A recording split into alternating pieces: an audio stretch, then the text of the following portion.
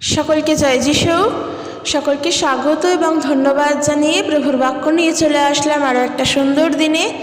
প্রত্যেক দিনের মতন এই সময় প্রভু আমাদেরকে দিয়েছেন, সেই জন্য আমাদের মহান জীবিত ঈশ্বরকে আমরা অসংখ্য ধন্যবাদ জানাই আমাদের হৃদয় থেকে, আমাদের মন থেকে। তার জন্য যেন কৃতজ্ঞতা বোধ রাখতে পারি প্রত্যেক মুহূর্তে। আর আমরা প্রার্থনা করি যেন আমাদের এই হৃদয় সবসময় তারই গৌরব করতে পারে, আমাদের এই আত্মা যেন শুধুমাত্র তার উদ্দেশ্যেই মহিমা গান করতে পারে, আমাদের এই আত্মা যেন অন্য কারোর উদ্দেশ্যে না যায়, আমাদের এই হৃদয় যেন জগতের উদ্দেশ্যে নিজেকে ভাসিয়ে না দেয়, যেন প্রভুর উদ্দেশ্যেই থাকতে পারি শেষ পর্যন্ত, যেন প্রভু যিশুতে আমরা স্থির থাকতে পারি। আমরা প্রার্থনা করব যে পিতা, তোমার যা ইচ্ছে তুমি আমাদের জীবনের জন্য তাই করতে চাও আর তুমি তাই করো, কিন্তু আমরা যেন সারাটা জীবন তোমার গৌরব করতে পারি আমাদের সমস্ত কার্যের মধ্য দিয়ে। কারণ আমরা জানি প্রভু আমাদের সাথে আছেন, তিনি গৌরবকারী ঈশ্বর, শুধুমাত্র তারই গৌরব, তারই মহিমা, তারই প্রশংসা হবে। তো বন্ধুরা, চলো আজকের ভিডিও শুরু করি। আজকের যে বিষয় নিয়ে আলোচনা করব তা হলো, ঈশ্বর কি আমাদের দুঃখ কষ্ট দেখতে পান না? এই যে কথাটা বলছি অনেকটা ক্ষোভ থেকে বলি, হয়তো প্রার্থনা করতে করতে উত্তর পেতে না পেতে পেতে আমরা এই কথাটা বলতে পারি, কিন্তু আমরা একটা জিনিস হয়তো মাঝে মাঝে ভুলে যাই যে ঈশ্বর সর্বজ্ঞানী, তিনি সর্বব্যাপী, তিনি সর্বত্র বিরাজমান। ঈশ্বরকে হয়তো আমরা অনেক সাধারণ চোখ দিয়ে দেখার চেষ্টা করে ফেলি, কিন্তু এটা বুঝি না যে তিনি সাধারণ নয়, তিনি অসাধারণ, তিনি সর্বশক্তিমান। তার স্থান আমাদের হৃদয়ের সব থেকে উঁচুতে। আমরা মাঝে মাঝে আমাদের সাধারণ দৃষ্টিভঙ্গি দিয়ে ঈশ্বরকে খুঁজে বেড়াই। সেই জন্যই তো মানুষ যখন ঈশ্বরের আরাধনা করে তারা মনে করে ঈশ্বরকে বুঝি খাওয়ানো যায়, আমি যেভাবে চলি ঈশ্বরকে বুঝি সেভাবে চালানো যায়। যারা জগতের মানুষ, যারা সত্য ঈশ্বরকে জানে না, কিন্তু যাকে ঈশ্বর বলে আরাধনা করে তাকে নিজের মতন করেই পরিচালনা করে, তাকে ঘুম পাড়াচ্ছে, তাকে খাওয়াচ্ছে, তাকে পোশাক পরিবর্তন করাচ্ছে, সব করাচ্ছে। কারণ তারা সত্য ঈশ্বরকে এখনও জানে না। তারা মনে করে যেভাবে আমরা চলি তারাও বুঝি, সেও বুঝি সেভাবেই চলে। সমস্যাটা হলো তারা এখনও ঈশ্বরকে চেনেইনি, সেই জন্য তারা নিজেদের মতন করে ঈশ্বরকে ভাবতে পারে।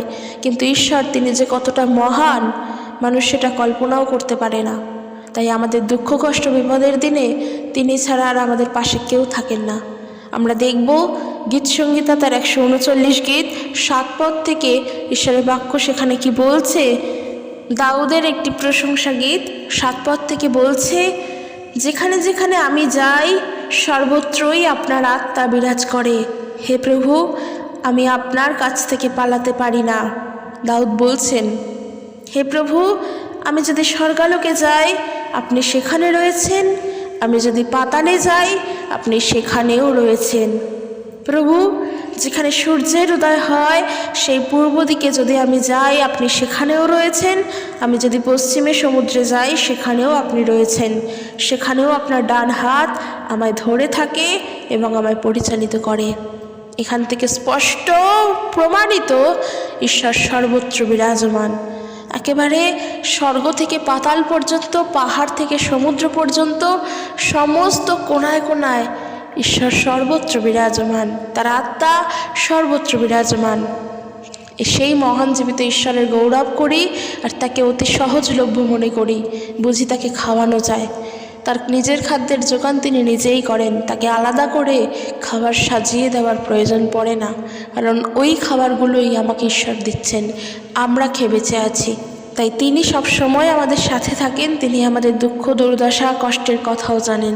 তো আজকের আমার যে বিষয় আমি তা নিয়ে আলোচনা করব এবং বেশ কয়েকটি পয়েন্ট করে করে বলবো যে ঈশ্বর আমাদের বিপদের সময় সব সময় সাড়া দিচ্ছেন।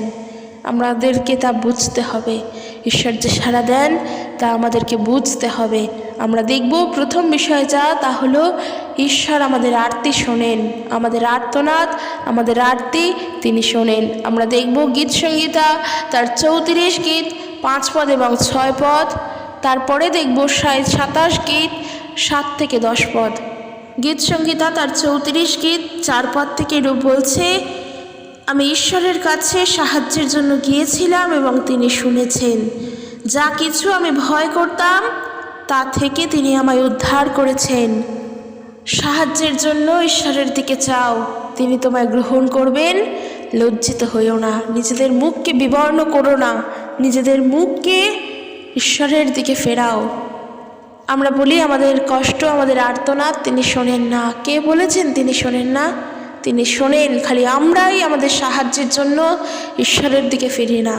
দোষটা আমাদের সাহায্যের জন্য আমরা মানুষের কাছে যাই, আমরা অমুকের কাছে যাই, আমরা বিভিন্ন জায়গায় ঘুরি, কিন্তু ধৈর্য ধরে বসে ঈশ্বরের দিকে তাকাই না। তিনি সব সময় আমাদের আর্তনাদ শুনতে পান, কারণ তিনি আমাদেরকে দেখতে পান। আমাদের কিসে কষ্ট, আমাদের কোথায় ভয়, আমরা কি নিয়ে ভয় করছি, ঈশ্বর সব কিছু দেখতে পান। আমাদের দুর্বল জায়গা ঈশ্বর জানেন। শুধুমাত্র আমাদের দুর্বল জায়গা আমরা ঈশ্বরের হাতে না দিয়ে জগতের কাছে তা দিয়ে দিই, আর তখন আমাদের সঙ্গে শয়তান আরও বেশিভাবে আমাদের দুর্বল জায়গাকে আঘাত করে করে আমাদেরকে শেষ করে দেয়। আর আমরা বলি ঈশ্বর আমাদের কষ্ট শোনেন না, ঈশ্বর আমাদের আর্তনাদ দেখেন না। ঈশ্বর পান শুনতে। ওই যে বললাম শুরুতে, ঈশ্বর সর্বত্র বিরাজমান, তিনি আমাদের হৃদয়ে রয়েছেন, তিনি আমাদেরকে দেখতে পান। তাই আমরা যেন আমাদের সাহায্য প্রার্থনা প্রভুর কাছে জানাই, আমাদের আর্তনাদের কথা যেন ঈশ্বরের কাছে বলি। আমরা দেখব গীতসংগীতা তার 27 গীত 7 পদ থেকে 10 পদ, সেখানে ঈশ্বরের বাক্য বলছে দাউদের একটি গীতে, প্রভু আমার কথা শুনুন, আমায় উত্তর দিন, আমার প্রতি সদয় হন। প্রভু আমি আপনার সঙ্গে কথা বলতে চাই, আমার অন্তর থেকে আমি আপনার সঙ্গে কথা বলতে চাই। আপনার সঙ্গে কথা বলার জন্য আমি আপনার সামনে এসেছি। প্রভু আমি আপনার দাস, আমার দিক থেকে আপনি মুখ ফিরিয়ে নেবেন না।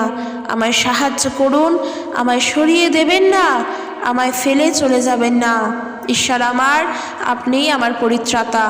আমার বাবা মা আমার ছেড়ে চলে গিয়েছে, কিন্তু প্রভু আমায় গ্রহণ করেছে, তিনি আমায় তার আপনজন করে নিয়েছেন। Praise the Lord. জীবনের শেষ দিন পর্যন্ত কেউ আমাদের সঙ্গে যায় না। যখন আমাদের মৃত্যু হয় তখন আমাদের বাবা মারা থাকেন না। অনেকের থাকে, অনেকের থাকে না। যাদের থাকে তারা সত্যি ঈশ্বরের অনেক আশীর্বাদ প্রাপ্ত যে তার বাবা মা তার সঙ্গে শেষ পর্যন্ত আছে।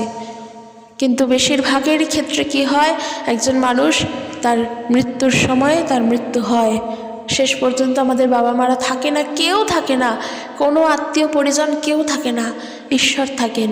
প্রার্থনা করো ঈশ্বরের কাছে যেন জীবনের শেষ দিন পর্যন্ত তিনি আমাদের সাথে থাকেন, কারণ প্রভু আমাদের প্রার্থনা শুনতে পান। আমরা যে কথা বলি তিনি শুনতে পান। রাজা দাউদ বলছেন আমি আপনার সঙ্গে কথা বলতে চাই। প্রার্থনার মধ্য দিয়ে আমরা প্রভুর সাথে কথা বলি, প্রভু তার বাক্যের মধ্য দিয়ে আমাদের সাথে কথা বলে। প্রার্থনা করব যখন, বাক্য দ্বারা প্রার্থনা করব যে প্রভু আমি আপনার সাথে কথা বলতে চাই, আপনি আমায় সাহায্য করুন, আপনি আমার থেকে মুখ ফিরিয়ে নেন না, আমি জানি, কারণ আমি আমার মুখকে বিবর্ণ করব না আপনার সামনে। আমি লজ্জা পাবো না, আমি ভয় পাবো না, আমি শুকনো মুখে থাকবো না, আমি নিরাশ হব না, আমি হতাশ হব না, কারণ আপনি আমার সাথে, আপনি আমার সহায়। প্রার্থনা করো, কারণ ঈশ্বর সব কিছু দেখতে পান, ঈশ্বর সব কিছু জানেন। আজকের পৃথিবীর কোন কোনায় কী হচ্ছে সেও ঈশ্বর জানেন। ঈশ্বরকে বলতে লাগে না আলাদা করে যে তুমি ওই জায়গায় দেখো এখানে কি হচ্ছে। ঈশ্বর সব কিছু দেখতে পান, তাই তিনি আমাদের প্রার্থনাও শুনতে পান, আমাদের আর্তনাদ, আমাদের কষ্টও তিনি দেখতে পান। আমরা আরও একটা পদ দেখব, গীতসংগীতা তার 18 গীত 5 পদ এবং 6 পদ। যখন আমাদের মধ্যে ঈশ্বরের প্রতি ক্ষোভ জন্মায় তখন আমরা এই বাক্যগুলো পড়ব। প্রভু যে কতটা মহান এই বাক্যর থেকে তা প্রমাণিত। দেখো এখানে বলছে 5 পদ এবং 6 পদ, রাজা দাউদের একটি গীত। এখানে প্রভুর দাস দাউদ তিনি এরম গীত করছেন, আমার চারিপাশে ছিল কবরের রজ্জুগুলি, রজ্জু মানে দড়ি, আমার সামনে পড়েছিল মৃত্যুর ফাঁদ, ফাঁদে বদ্ধ হয়ে আমি প্রভুর কাছে সাহায্য চাইলাম।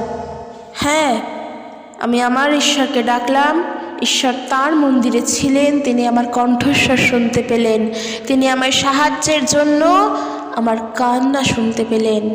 এই যে ঈশ্বর আমাদের কান্না শুনতে পান। কিসের এত ক্ষোভ ঈশ্বরকে নিয়ে আমাদের?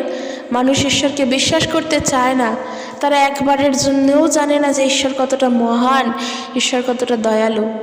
একজন গরিবের প্রার্থনাও তিনি শুনতে পান, আর একজন বড় লোকের আর্তনাদও সে শুনতে পান, তার কানে সব কিছু গিয়ে পৌঁছায়। ঈশ্বর ছাড়া আমাদের জীবনে কেউ নেই, তিনি আমাদের সঠিক ঈশ্বর, তিনিই আমাদের পরামর্শদাতা, তিনিই আমাদের জীবন, তিনিই আমাদের চলার পথের সঙ্গী, তিনিই আমাদের আলো, তিনিই আমাদের সব কিছু।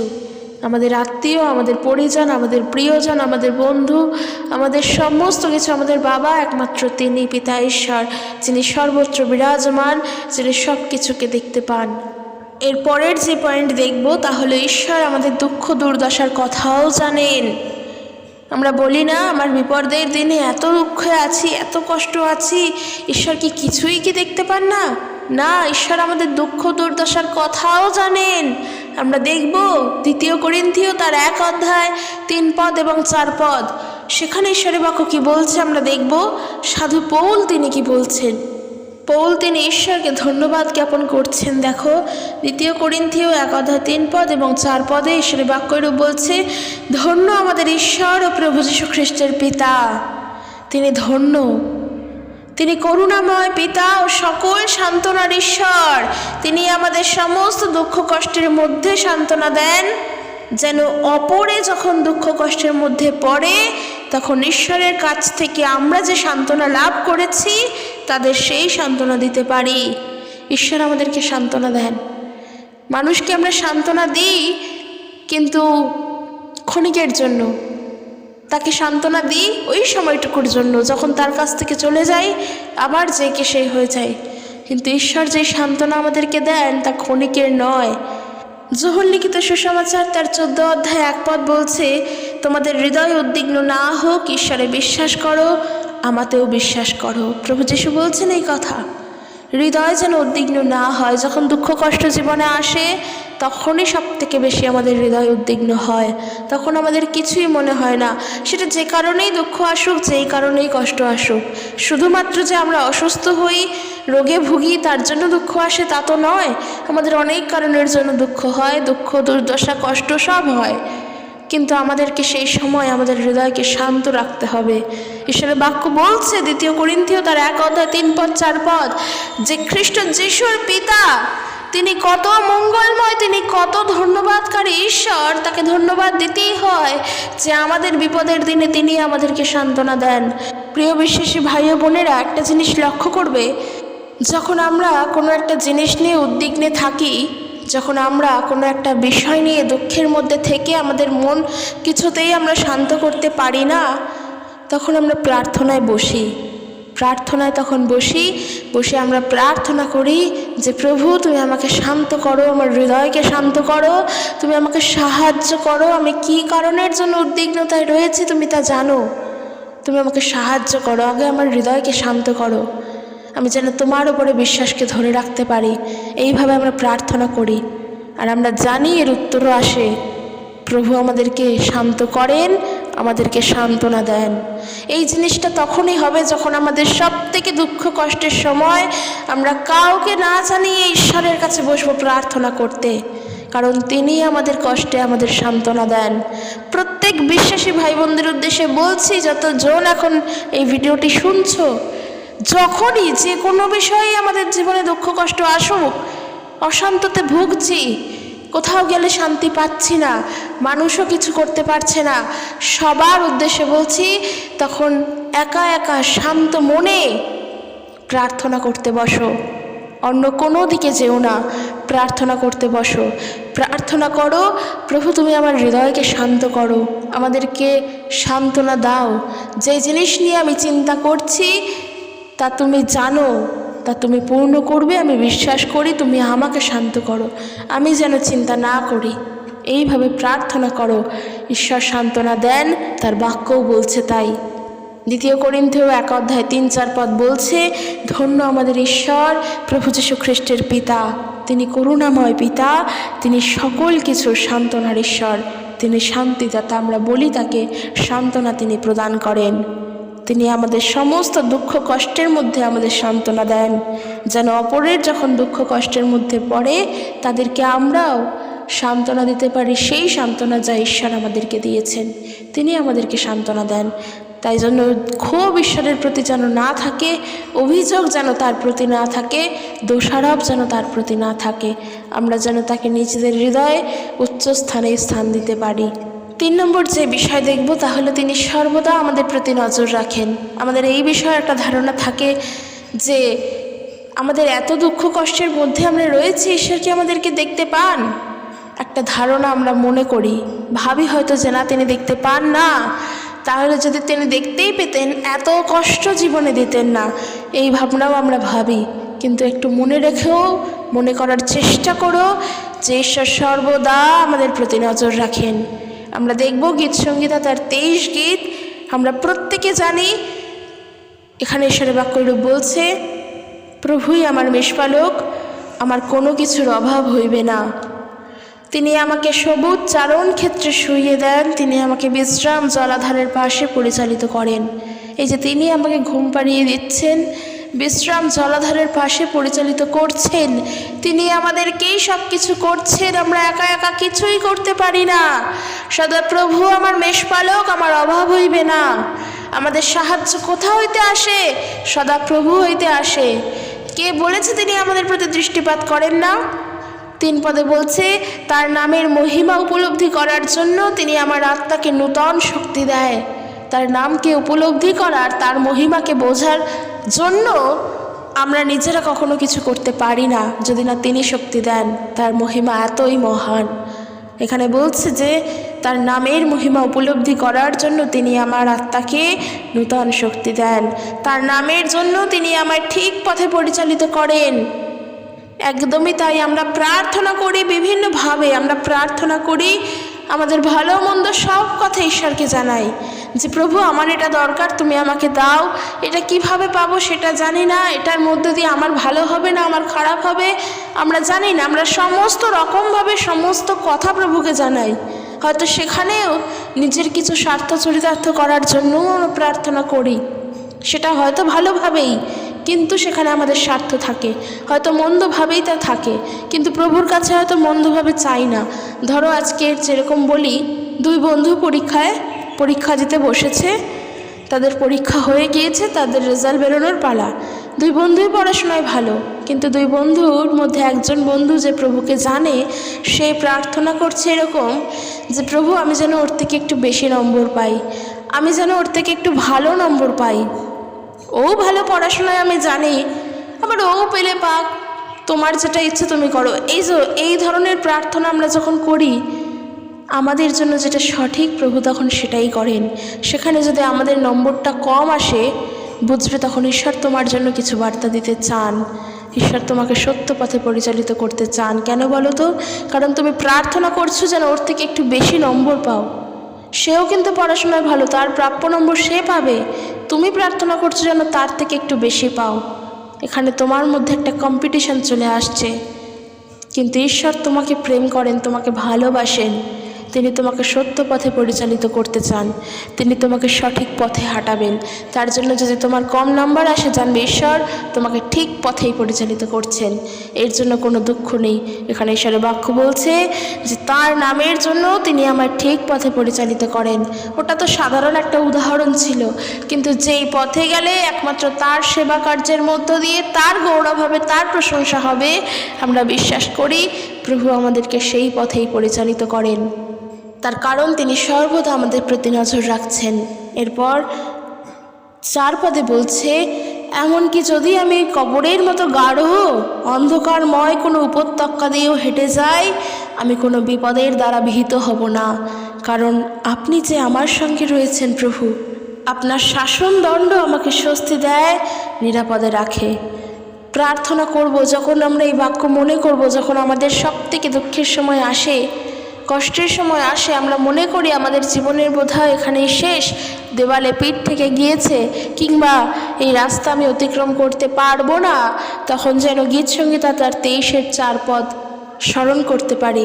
আমরা গাঢ় অন্ধকারময় উপত্যকা দিয়ে হেঁটে গেলেও, মৃত্যুর দরজার সামনে দিয়ে গেলেও আমরা ভয় করব না, কারণ সদাপ্রভু আমাদের সাথে আছেন। ধার্মিকতা এবং ক্ষমা জীবন আমাদের সঙ্গে থাকবে, কারণ আমরা প্রভুর মন্দিরে দীর্ঘ সময় ধরে বাস করতে থাকব। প্রার্থনা করব সারা জীবন যেন প্রভুতে চলতে পারি, সারাটা জীবন, কারণ ঈশ্বর প্রত্যেক মুহূর্তে আমাদের উপরে নজরদারি করছেন। হয় না সিসিটিভি ক্যামেরা, আমরা জানি যে গোপন ক্যামেরা, কেউ দেখতে পায় না, কিন্তু ক্যামেরার জায়গাতেই থাকে। তুমি কি করছো সেই ক্যামেরায় ধরা পড়ে। আমরা ক্যামেরা দেখতে পাই না, ঈশ্বরও ঠিক তেমন। তিনি আমাদের জীবনে কাজ করতেই থাকেন, আমাদের সব কিছু তার ক্যামেরায় ধরা পড়ে, কিন্তু খালি চোখে আমরা তাকে দেখতে পাই না। তাকে দেখার জন্য আমাদের আত্মিক চোখের প্রয়োজন। তাই জন্য আমরা যেন সঠিকভাবে জীবনে চলতে পারি, যেন তার ক্যামেরায় আমাদের ভালো সমস্ত জিনিস ধরা পড়ে, ধার্মিকতায় যেন চলতে পারি, আর জীবন যেন ক্ষমা এবং ধার্মিকতা নিয়ে জীবনে এগোতে পারি। কারণ তার ক্যামেরায় আমরা কি করছি সেটা ধরা পড়া খুবই ইম্পর্ট্যান্ট। তিনি ওইভাবেই আমাদের প্রতি নজর রাখেন। 4 নম্বর যে বিষয় দেখব, ঈশ্বর আমাদের সঙ্গে থাকবেন, অর্থাৎ প্রত্যেক মুহূর্তে তিনি থাকেন, আর তিনি ভবিষ্যতেও আমাদের সঙ্গেই থাকবেন। আমরা দেখব 4 নম্বর বিষয়, রোমিও তার 8 অধ্যায় 31 থেকে 39 পদ। আমরা সবাই জানি এই পদ। আমরা ঈশ্বরকে কোনোদিনও পরিত্যাগ করব না, আমরা কোনোদিনও প্রভুকে ছাড়ব না, কারণ খ্রিস্টের ভালোবাসা আমাদের সঙ্গে সঙ্গে আছে। খ্রিস্টের ভালোবাসা থেকে আমরা কখনো বিরত হব না, কারণ ঈশ্বরের বাক্য বলছে, রোমিও তার 8 অধ্যায় 35 পদ, খ্রিস্টের ভালোবাসা থেকে কোনো কিছুই কি আমাদের বিচ্ছিন্ন করতে পারে? অর্থাৎ খ্রিস্টের যে প্রেম, তার যে ভালোবাসা কত সুন্দর, কত দীর্ঘ এবং কত যে মধুর, সেই প্রেম থেকে আমরা কখনোই বিচ্ছিন্ন হব না। যে তার প্রেমকে বুঝেছে সে ঈশ্বরকে বুঝেছে, যে ঈশ্বরের প্রেমকে জানে সে ঈশ্বরকেই জানে, কারণ প্রেমই হলেন ঈশ্বর। তাই প্রেম বড্ড গুরুত্বপূর্ণ। খ্রিস্টের ভালোবাসা আমাদের সাথে আছে, তাই জীবনে দুঃখ, কষ্ট, জরা, যন্ত্রণা, হাজারো হাজারো কষ্ট, যন্ত্রণা যাই বলো না কেন, প্রাণ সংশয়, তরবারির মৃত্যু, ক্লেশ, এই কোনো কিছুই খ্রিস্টের ভালোবাসা থেকে আমাদেরকে আলাদা করতে পারবে না। কারণ আমরা জানি তিনি আমাদের সঙ্গে প্রত্যেক মুহূর্ত আছেন, আর প্রত্যেক মুহূর্ত থাকবেন। সেই জন্য দেখো, ঈশ্বর নিজের বলে যাদের মনোনীত করেছেন তাদের বিরুদ্ধে কে অভিযোগ আনবে? ঈশ্বরই তাদের ধার্মিক করেছেন। যীশু খ্রিস্ট তিনি মারা গেলেন ও মৃতদের মধ্য থেকে জীবিত হয়ে উঠলেন। তিনি ঈশ্বরের ডান দিকে বসে আছেন, আর আমাদের জন্য ঈশ্বরের কাছে তিনি মিনতি করছেন, প্রতিনিয়ত তিনি মিনতি করছেন। ওই যে বললাম যে প্রার্থনা যখন করি, আমরা পবিত্র আত্মার সাহায্যে করি, শেষে প্রার্থনা প্রভু যিশুর নামে চাই, কারণ ঈশ্বরের বাক্য বলছে, প্রভু যিশু বলছেন, তোমরা আমার নামে চাও, তবে তা গ্রহণযোগ্য হবে, তা পিতার কাছে যাবে। আমরা শেষে গিয়ে বলি, আমরা এই প্রার্থনা প্রভু যিশুর নামে চাই। আর এই যে যিশুর নামে চাইলাম, এই প্রার্থনা প্রভু যিশু তিনি ঈশ্বরের কাছে মিনতি করছেন, তিনি আবার ঈশ্বরকে জানাচ্ছেন। অর্থাৎ তিনজনেই কতটা গুরুত্বপূর্ণ, কিন্তু তিনজনেই কিন্তু একই জন। এই যে টোটাল প্রার্থনাটা করলাম, ঈশ্বরের কাছেই পৌঁছালো। যিশুর নামে চাই মানে যিশুর কাছেই করলাম, পবিত্র আত্মার সাহায্যে করছি মানে পবিত্র আত্মার দ্বারাই করছি, সে কথা বলাচ্ছে বলেই বলছি, একজনের কাছেই যাচ্ছে। কিন্তু প্রভু যিশু প্রত্যেক নিয়ত তিনি আমাদের প্রার্থনা, আমাদের মিনতি ঈশ্বরের কাছে করছেন। তিনি ঈশ্বরের ডান দিকে আছেন। এই ডান দিকটা খুব ইম্পর্টেন্ট। মানুষের ডান হাত না থাকলে তার জীবনে বলতে গেলে থাকে না, কারণ আমাদের সমস্ত কিছু ডান হাতে, খাওয়া, ঘুম, কাজ করা, রান্না করা, সমস্ত কিছু ডান হাতে। যারা বাঁ হাতে করতে পারে আলাদা ব্যাপার, কিন্তু ডান হাত ছাড়া আমরা অচল। ঈশ্বরের ডান দিকে প্রভু যিশু আছেন। কতটা গুরুত্বপূর্ণ প্রভু যিশু, একবার চিন্তা করে দেখো। তাই ঈশ্বর যে আমাদেরকে প্রেম করেছেন, আমাদেরকে ভালোবেসেছেন, খ্রিস্টের যে প্রেম আমরা দেখেছি, তার সেই পবিত্র রক্তে, পবিত্র ক্রুশে সেই প্রেম আমরা পেয়েছি, আমরা দেখেছি, আমরা জেনেছি, আমাদের জীবনে সেই প্রেমকে বুঝতে পেরেছি। তাই জীবনে দুঃখ, কষ্ট, ক্লেশ, যন্ত্রণা আসলেও ওই প্রেম থেকে আমরা আলাদা হব না। আর যদি আমরা কোনো সময়ের জন্য প্রেম থেকে আলাদা হয়ে যাই, তার মানে বুঝে নাও যে তুমি প্রভু যিশুকে অস্বীকার করছো, কারণ খ্রিস্টের প্রেম আমাদের জীবনের শেষ পর্যন্ত থাকবে। আমার আজকের এই বিষয়ের টপিকই ছিল, পয়েন্টই ছিল, ঈশ্বর তোমার সঙ্গে থাকবেন, ঈশ্বর শেষ পর্যন্ত আমাদের সাথে থাকবেন। আমরা দেখব গীতসংগীতা তার 46 গীত 1 থেকে 5 পদ। সেখানে ঈশ্বরের বাক্য বলছে এরূপ, ঈশ্বর আমাদের আশ্রয়, আমাদের শক্তির উৎস, সমস্যার সময় তার মধ্যেই আমরা সব সাহায্য খুঁজে পাব। তাই যখন ভূমিকম্প হয় তখন পর্বত ভেঙে সমুদ্রে পড়ে যায়, আমরা ভয় পাই না। যখন সমুদ্র উত্তাল হয়ে ওঠে আর গর্জন করে এবং পর্বত কেঁপে ওঠে তখন আমরা ভয় পাই না। একটা নদী আছে যার স্রোত ঈশ্বরের শহরের পরাৎপরের পবিত্র শহরে আনন্দ বয়ে আনে। সেই শহরে ঈশ্বর আছেন, তাই কোনোদিন তা ধ্বংস হবে না। সূর্যোদয়ের আগে ঈশ্বর সেখানে সাহায্যের জন্য উপস্থিত থাকবেন। ঈশ্বর আমাদের সঙ্গে আছেন, আর আমাদের ভয় কিসের? এই একটা লাইন যেন আমাদের জীবনে সব সময়ের জন্য সঙ্গী হয়ে ওঠে। ঈশ্বর আমার সাথে আছেন, আমি আর ভয় পাবো না। সমুদ্র গর্জন করুক, পৃথিবী ভূমিকম্পে কেঁপে উঠুক, সুনামি হোক, এই যে আমাদের কোভিডকালীন সময় গেল, করোনা ভাইরাসের সময়, তখন জানি না আমরা কি করেছি, কারণ তখন তোমাদের সঙ্গে আমার যোগাযোগ ছিল না। কিন্তু আমি এটা জানতাম যে প্রভু আমার সাথে, কোনো মহামারী আমাকে ধরতে পারবে না। প্রভু আমার সাথে, দিব্যি আরামে ঘুরে বেড়াও, প্রভু তোমার সাথে প্রোটেক্ট করে তোমাকে নিয়ে চলছে। যখন একজন মানুষ হাঁটে, একজন সেলিব্রিটি মানুষ হাঁটে, তার বডিগার্ড থাকে। সেই সেলিব্রিটিটা নিশ্চিন্তে হাঁটতে পারে, কারণ সে জানে তাকে রক্ষা করার লোক রয়েছে, বডিগার্ড রয়েছে দুদিকে। আমরা হাঁটছি রাস্তা দিয়ে, আমরা জানি প্রভু আমাদের বডিগার্ড, তিনি আমাদেরকে সম্পূর্ণভাবে গার্ড করে নিয়ে চলছেন। কোনো সুনামি আমাদেরকে ধাক্কা লাগাতে পারবে না। ওই বডিগার্ড তো মানুষ বডিগার্ড, তারা তো আলাদা বিষয়, আমি উদাহরণস্বরূপ বললাম। কিন্তু ঈশ্বর আমাদের সব সময় রক্ষা করছেন, প্রোটেক্ট করছেন, সত্য পথে পরিচালনা তিনি করছেন। সঠিক যেটা আমাদের সঙ্গে হওয়া দরকার, আমাদের অজান্তে ঈশ্বর আমাদের সঙ্গে সেটাই করছেন। আমরা হয়তো জানতেও পারছি না, ঈশ্বর তা করছেন, কারণ আমরা সম্পূর্ণভাবে তার উপরে নির্ভরশীল। এই বিষয়গুলো নিজের জীবনে একবার ভেবে দেখো যে আমার তো এইটা করা উচিত ছিল, কেন আমি এটা করলাম না, কেন আমি অন্যটা করলাম। একটু বোঝো ঈশ্বর আমাদের জন্য কি চান, কারণ আমরা নিজেরাই কোনো কিছু করতে পারি না।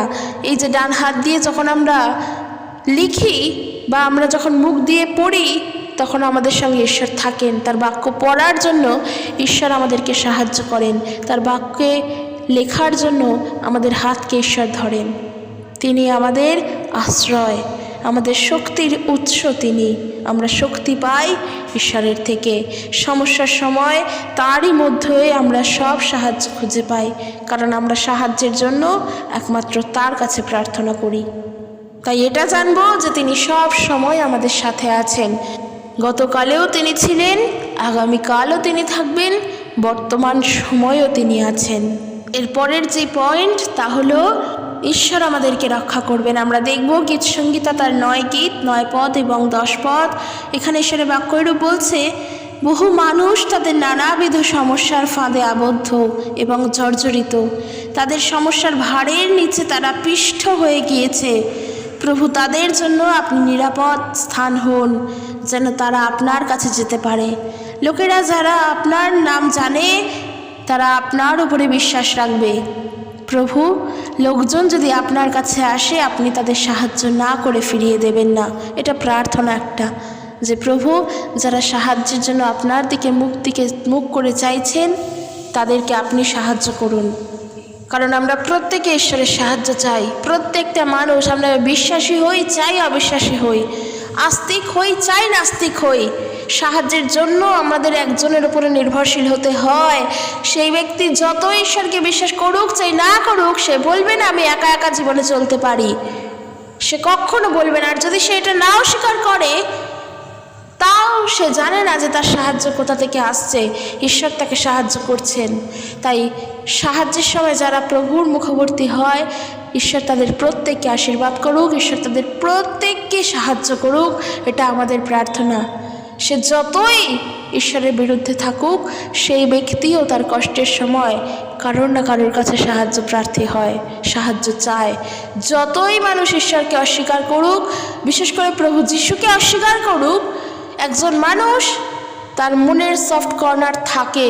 ঈশ্বর তাকে এত কঠোরভাবে সৃষ্টি করেননি, তার হৃদয়ও নরম। সেই নরম হৃদয় একবার হলেও তাকে ঈশ্বরের কাছে নত হতে হয়, সে স্বীকার করুক চাই না করুক। এরপরের যে পয়েন্ট দেখব, ঈশ্বর আমাদের মনে শান্তি দেন। যদি আমরা ফিলিপিও তার 4 অধ্যায় 6 পদ এবং 7 পদ দেখি, এখানে ঈশ্বরের বাক্যরূপ বলছে, কোনো কিছুতে উদ্বিগ্ন হইও না, বরং সকল বিষয়েই প্রার্থনার মাধ্যমে তোমাদের যা কিছু প্রয়োজন তা একমাত্র ঈশ্বরকে জানাও এবং তাকে ধন্যবাদ দাও। তাতে তোমাদের সমস্ত চিন্তার অতীত যে ঈশ্বরের শান্তি তা তোমাদের হৃদয় ও মনকে খ্রিস্ট যিশুতে রক্ষা করবে। একটা জিনিস আজকে লক্ষ্য করেছো কিনা জানি না, আজকের এই ভিডিওটি সম্পূর্ণভাবে ঈশ্বর সম্বন্ধীয় ছিল। প্রভু যিশুর কথাও আছে, কিন্তু সমস্তটা ঈশ্বরের উপরেই কিন্তু নির্ভর করেছিল। আর এই সেই ঈশ্বর যিনি সর্বশক্তিমান, যিনি পৃথিবীর সৃষ্টিকর্তা। আর আমাদের হৃদয়ে তার শান্তি আসবে। এখানে তাই বলছে কোনো কিছুতে উদ্বিগ্ন হইও না। ওই যে বললাম না, ঈশ্বর আমাদেরকে সান্ত্বনা প্রদান করেন। আমাদের কষ্টের সময় সব থেকে বেশি আমরা উদ্বিগ্ন হয়ে পড়ি, ভাবি কি করব না করব, কোথায় যাব না যাব। ঈশ্বরের বাক্য বলছে হৃদয়কে উদ্বিগ্ন করো না, কারণ ঈশ্বরের শান্তি আমাদের মনকে রক্ষা করবে, আমাদের হৃদয়কে খ্রিস্ট যিশুতে রক্ষা করবে। এই জন্য বাক্য পড়া দরকার। যখনই অশান্ত হবে, মন অশান্ত হবে, বাক্য খুলে বাক্য পড়ো, দেখবে ঈশ্বর কথা বলবেন আমাদের সাথে। এটা সত্য। আমরা মনে করি বাক্যের সঙ্গে বুঝি আমরা কথা বলতে পারি না। এটা আমার সঙ্গে হয়, আমি সাক্ষ্য দিচ্ছি এই বিষয়ে। যখন আমি প্রার্থনা করি, কোনো জিনিস নিয়ে চিন্তিত হই, প্রভুর কাছে জানাই, যদি বাইবেল খুলে বসি, ঈশ্বর ঠিক তার বাক্য আমার চোখের সামনে দেন। আমরা তো সব সময় পড়ি প্রভুর বাক্য, পড়ছি, জানি কোন জায়গায় কী আছে, এতটুকুনি জ্ঞান হয়েছে। কিন্তু তারপরেও যখন উদ্বিগ্নতায় থাকি কিংবা দুঃখে কষ্টে সমস্যায় চিন্তায় থাকি, তার বাক্য যখন খুলে বসি, যেই বাক্য ঈশ্বর আমার চোখের সামনে দেন, তখন তা নতুন বলে মনে হয়। কিন্তু অথচ ওই বাক্য আমার আগে পড়া, যখন আমি দেখলাম, যখন আমরা দেখি সত্যি প্রভু আমার চোখের সামনে সেই বাক্য এনে দেয়। এর জন্য প্রভু যিশুকে ধন্যবাদ জানাই যে তিনি সাহায্য করেন, তার বাক্য দ্বারা সত্যিই তিনি কথা বলেন, তার সাক্ষ্য প্রমাণ আমি পাই। যখনই কোনো কিছু নিয়ে উদ্বিগ্ন বা কোনো উত্তর পাচ্ছ না, বাইবেল খুলে বসো, ঈশ্বর তোমার চোখের সামনে বাক্য দেখিয়ে দেন। প্রভু কথা বলেন তার বাক্যের মধ্য দিয়ে আমাদের সাথে, এটা বিশ্বাস করো। সেই জন্য যখন কষ্টে যন্ত্রণায় দুঃখে আছো, প্রভুর উপরে ভরসা রেখে প্রার্থনা করো। এগুলো কোনো ইমোশনাল কথা নয় যে আমি আমার আবেগের বশে এই সমস্ত কথা বলছি, না, এগুলো সত্যি হয়। এটা হয়েছে বলেই বলছি, এটা আমি দেখেছি, এটা আমার সঙ্গে হয় বলেই বলছি। তাই আমি তোমাদেরকে ওই বলে এনকারেজ করতে চাই, প্রভুর বাক্য পড়ো, প্রভুর বাক্য পড়ো। জীবনের অনেক সমস্যার সমাধান তার বাক্যের মধ্য দিয়ে তিনি আমাদের করে দেন। চিন্তা করো না। কিন্তু আবেগের বশে আমরা যেন প্রভু যিশুর কাছে প্রার্থনা করার চেয়ে মানুষের কাছে বলে না বেড়াই যে আমি প্রভুর কাছে প্রার্থনা করি, আমি প্রভু যিশুতে বিশ্বাসী। ওই জায়গায় হয়তো আমাদের আবেগ কাজ করতে পারে, কিন্তু খ্রিস্টকে আবেগের মধ্য দিয়ে পাওয়া যায় না। তিনি সত্য ছিলেন, আছেন, থাকবেন। আমার আবেগ থাকুক, তার প্রতি চাই না থাকুক, তার অস্তিত্ব কখনো মিথ্যা নয়।